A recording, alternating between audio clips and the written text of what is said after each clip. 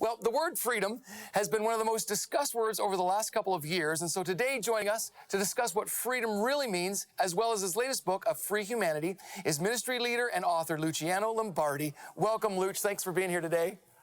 Thanks, Bill. Thanks for having me.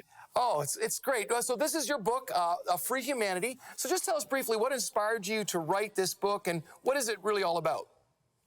Well, it's really a sequel from my other book, A New Humanity. So here, A Free Humanity, it's about Galatians. And I imagine if we all really lived in the freedom that Christ has given us, rather than, all the anxiety we have over feeling whether he loves us or not. And so this book kind of settles the question about his love. Yes, he loves us, and he's freed us from evil's hold on us so that we might be able to live in that freedom of being in relationship with him and being in relationship with each other. Oh, that's so good, because I think, freedom really is a buzzword right now. Everybody has different ideas of freedom. Even in your mind, you hear that word, you're thinking of all kinds of different things. Yeah. So putting aside the world's definition of freedom, what is God's definition, especially the biblical definition found in the book of Galatians? What is freedom truly? So essentially, freedom is to live in the new humanity that God created us to live. And of course, evil robbed us of that, and so we live this distorted humanity. In fact, this desire for autonomy. But the problem is that we weren't created for autonomy. We were created for relationship. And when we are in relationship with God, the Trinity, Father, Son, and Spirit, then that's really the truly possible way that we can actually be free. And that freedom is like, living, I think of Grandma's house, because Grandma was a most incredibly loving individual in my life. And when I was at her house, I felt like I was at home because I knew her love. It was unconditional. She accepted me. She embraced me. She was overjoyed when I go visit her. And so when I was there, I felt like I was in a cradle of security, and it gave me all kinds of freedom because I felt like I could do anything at Grandma's house. Well, that's really what it's like to be in relationship with God, the Father, Son, and Spirit. And when we learn of their love, it frees us from all the insecurity that evil has brought into our lives, that distorts us and causes us to create these ridiculous expectations of getting God to love us when he already does love us. So we don't need to get him to like us or love us. We just need to live and bask in that love.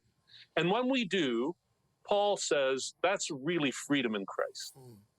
I love that, because I think in our world, most people would define freedom as doing whatever I want. Autonomy, use that word autonomy, which is really great. But we weren't designed in autonomy. God exists in plurality, and he recognized very quickly it's not good for man to be alone. And so the definition of freedom is, how do we do this together in relationship? And I think you're right. I think a lot of maybe even followers of Christ are missing that relational aspect. So what are some of the barriers that you think keep people from truly experiencing this kind of freedom? Well, it's focusing on our fallenness. It's the darkness that evil has put over our eyes. And when the light of Christ shines in, it eliminates that darkness, that cloud. And that cloud really has caused us to do some insane things to get approval and acceptance. And we can go into detail. And Bill, as pastors, we know we've seen people just hit the bottom of wanting acceptance, and there's no telling what they're willing to do. But it enslaves them. And so when we're in relationship with Christ, we're not focusing on the things that Christ already did to undo this evil that we're trapped into, right? And see, Paul says, well, listen, if we could do it another way. So a great barrier is legalism. Right. So we set up a process. We set up rules that we make that sounds spiritual, that might even sound biblical, but actually don't accomplish what Jesus accomplished. And one of the biggest misnomers, and I know we don't have a whole lot of time for this, but one of the big misnomers is to say that God's character is exemplified in the law. Well, No, God's character is exemplified in Jesus. Right. Jesus exemplifies his character to the core. The law was designed so that we might feel exactly the way we feel when we try to keep law. Can't measure up, Right. unable to do it, right? And Paul says this is exactly what God designed the law to do, so that you might run to him, you might run into his love, you might run into his embrace, and know that trying to do this on your own is both unnecessary but impossible. That is so good, because you've hit it. It's when you try to earn God's love, it actually works against freedom, because you become a slave to the law, which Paul is all about talking Yes. against. But when you actually just accept God's love for you fully, you're free. It's so counterintuitive, because we feel like we have to do something to deserve it or earn it. And you're just saying, no, just walk in it. Is that what I'm hearing?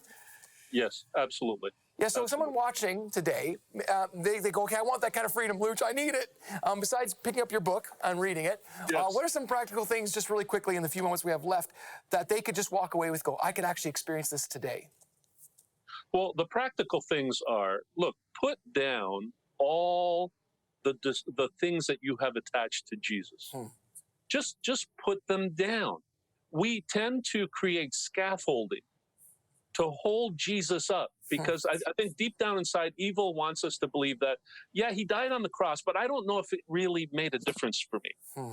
I don't know if it really covered, did he really die for all my sin? I'm a terrible person. I've done so many bad things. I almost feel like it's impossible for him to have done this. But Paul says in another letter, how much more has Christ done this in our lives? And if he's done all this already in our lives, then we need to just lay down we need to tear down the scaffolding. We need to embrace him. We need to live in his house like we belong there. And too many of us are still trying to earn our right to belong, to live in his house. But the door is open, right? Again, I go back to the grandma illustration. The only other house where I could run through the door without having to knock, besides, mom and dad's house, was grandma's house. Right. And I could run in there, and I could open the fridge, and I can enjoy what was in there. I could enjoy sitting down with grandma and just chatting and having fun. And, I was free. I didn't have to ask permission. I didn't have to, go through some kind of ritual, right? It was there. It was there. And this is exactly what Paul's trying to say in Galatians to the Galatian believers he was writing to. Look, you have gone back to creating the scaffolding that Jesus tore down. You don't need it anymore. He has provided a way for you to be free.